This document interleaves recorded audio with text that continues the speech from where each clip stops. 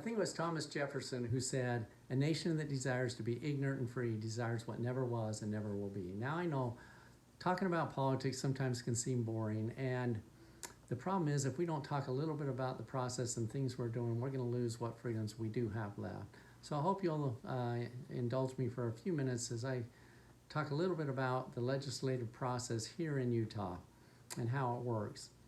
When a bill is brought out of committee and ready to go to the floor to be voted on in the House represented in the state of Utah, each party is given an equal amount of time to talk about that bill. Usually it's 15 to 20 minutes, and usually the party will divide that time equally amongst different representatives, giving them 3 to 5 minutes to speak about that bill. And that time is considered very valuable.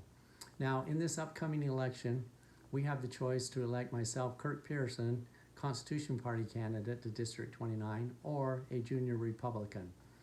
Now, if you were to elect a junior Republican in this upcoming election, when a bill is brought to the floor to speak upon, he's not going to be given any time to speak on any bills that come forth in this upcoming legislative process. That time is too valuable, and it's only going to be given to experienced representatives. He will be put into some committees, and from there he'll be kind of groomed around what the party wants him to do, the direction they want him to go.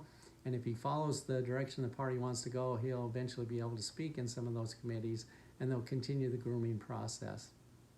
When I am elected to the District 29, I will be given equal time with the Democrat and Republican Party, and I will be able to speak virtually on every bill that comes forth upon the floor. That's very powerful for our district, and that's something that I think we would want.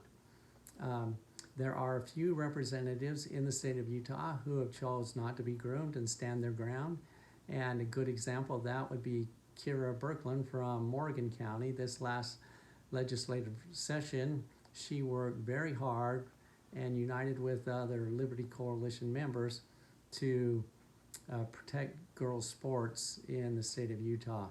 And I have had the privilege of working with the Liberty Coalition and helping present these bills and getting these things support behind them and getting them passed. And it's a long, hard process to go through that process that way.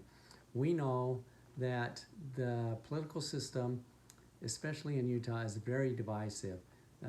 If one party presents something, the other party is going to fight it just because they don't want to give the other party any credit, even if it's something that's good.